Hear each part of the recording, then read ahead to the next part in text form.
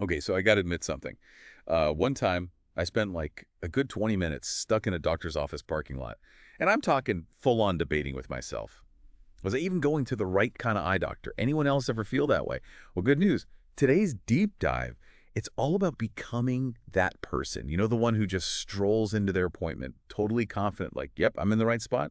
We're going deep into the world of eye care professionals. And I mean way beyond just knowing their fancy titles. Yeah, it can feel like you're navigating a medical maze out there. My. But luckily, we've got some awesome info to be our guide today. This article we're diving into, it breaks down the three main types of eye doctors. Ophthalmologists, optometrists, and then you've got opticians. And honestly, the way they explain it is brilliantly simple. Oh, lay it on us. What's the breakdown? What was the thing that finally made it click for you? Okay, so picture this. Your eye is like a super intricate, finely tuned Swiss watch, right? So ophthalmologists, they're the master watchmakers. Like they're the surgeons of the eye world. They've gone through tons of training. We're talking years of learning how to deal with the absolute most complex stuff going on inside your eye.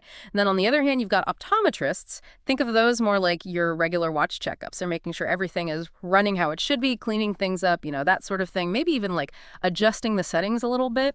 And last but not least, opticians, those are lens crafters. They take the prescription that your optometrist gives you, and then they make sure you have the absolute perfect view of the world. Okay, see, now that I can wrap my head around. So much easier than all the technical terms. But even with those roles, there's got to be some gray areas, right? I mean, I was reading in the article, it mentioned something about optometrists doing LASIK surgery some places. And LASIK, that's not exactly adjusting a watch strap, is it? You're totally right. LASIK, that is serious business. You're talking about reshaping the cornea with lasers to actually correct your vision permanently. And it really just highlights that what each type of doctor can do, it's different depending on where you live. Like what state are you in? What are their specific rules? All that. And that's why it's so important to understand that whole scope of practice concept. It matters in your area. It's Yeah. not just some random medical trivia, okay? This is about you being able to advocate for yourself and getting the level of care you actually deserve. Okay, so we've got our watchmakers, our watch inspectors, and our lens crafters. Yeah. They all sound super official and all, but let's talk about like how they actually get to be such experts in the first place. Because this article, let me tell you, it really dives deep into the whole education side of things. Yeah. And honestly, I was kind of blown away by just how different the training is for each one. Oh, for sure. And we're not talking about just like, oh, a couple extra semesters here or there either. Ophthalmologists, because remember, they're the ones trained to handle like the whole enchilada of eye health. I'm talking surgery, Yeah. disease management, the works. Yeah, those folks go through an insane amount of schooling. We're talking 4 years of medical school. That's already a lot, right? But then on top of that, they do a year-long internship. And then after all that, at least 3 more years of specialized residency just in ophthalmology. So basically, by the time some of these doctors are actually out there practicing, Hmm? some of their poor med school classmates are probably writing like tell-all memoirs about their midlife crises. I'm exhausted just thinking about all that study. Okay, Slee, talk about commitment, right?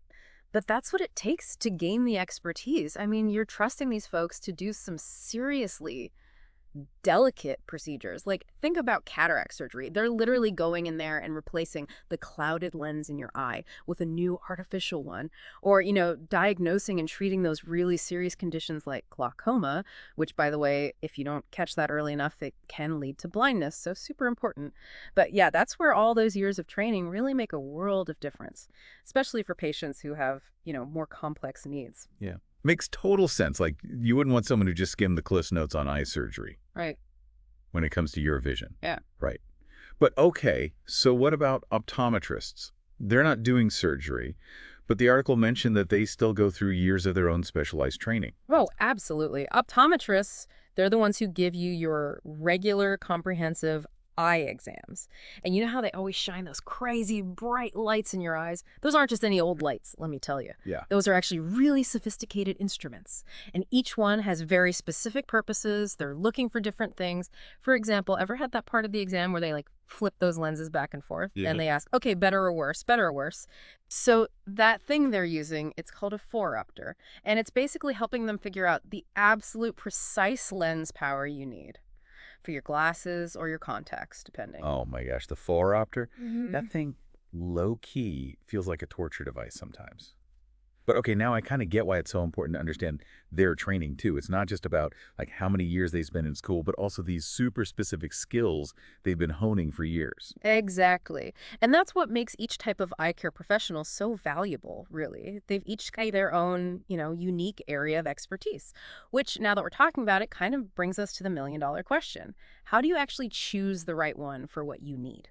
All right, so we've got our watchmakers, we've got our watch inspectors, and then we've got our lens crafters. And they all sound like incredibly qualified, which they are. But now I'm thinking, woo, how are WE supposed to know which one to go to? Because this article, it wasn't just about defining all the roles, right? It also gave us some good clues about like when to see which type of doctor. Oh, absolutely. And honestly, that's like the key to this whole thing. It's about you becoming an informed advocate for your own eye health. Like the article does a good job of laying out the basics. So like your regular checkups, those you're good to see an optometrist. That's kind of your bread and butter for like just maintaining good vision. But then let's say, something's up.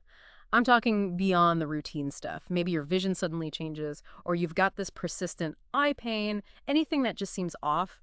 That's when you got to get yourself an ophthalmologist referral. Okay, yeah, no, that makes sense. But it's got to be more complicated than that sometimes, right? Like let's say, what if I've got a specific concern? Like, for example, my eyes. They're drier than the Sahara Desert some days. And I'm pretty sure it's from staring at a computer screen all day long. So who do I even ace K about something like that? Oh, see, now that is a fantastic question because it highlights how, like, choosing an eye doctor, it isn't just about, like, what their title is. So in your case, with the dry eyes, honestly, both an optometrist and an ophthalmologist that could probably help you with that, at least to some extent. But here's the thing. When you're looking at potential doctors, it's smart to actually ask them about their specific experience. Like, hey, have you treated a lot of patients with dry eyes? Things like that. Oh, okay. So we're basically becoming like detectives for our own healthcare. Is that what you're saying? Kinda. And don't be afraid to get practical with your questions, too. Like, number one, do they even take your insurance? Yeah. Super important, right? Otherwise, that's a whole other headache. Are they conveniently located?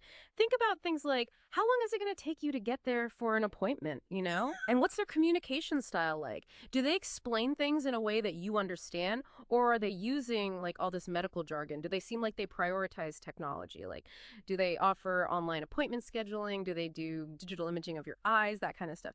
It's really about, at the end of the day, finding a doctor who just, like, clicks with you. Somebody whose approach you trust and who makes you feel comfortable asking all the questions you need to. Yeah, that is key EY. Oh my gosh, it's so true. It's kind of like when you find a good mechanic for your car, You don't just want someone who can like technically fix it. You want someone who you can actually talk to Oh, right. and who you trust to like be honest with you about what needs to be done. 100%. And honestly, just like you wouldn't hesitate to like get a second opinion if your mechanic told you needed some major expensive repair. You shouldn't hesitate to do the same thing with your eyes. This is your vision we're talking about here, your health. So yeah, advocate for yourself. This has been honestly such an eye-opening deep dive, pun intended, obviously. But no, really, I feel so much more prepared to actually understand this whole eye care world now. No more of those panicked Google searches in the parking lot for me. That's what we like to hear. And remember, this is just the tip of the iceberg, really. Like, Yeah. the world of eye care, it's constantly changing. There are new technologies and treatments, just amazing advancements popping up all the time. So yeah, stay curious, ask your questions, and never, ever underestimate how important it is to like really prioritize your vision. Could not agree more. Mm. Well, thanks for joining us on this deep dive into like the surprisingly fascinating world of eye care. And we'll catch you next time for another deep dive into a whole new topic.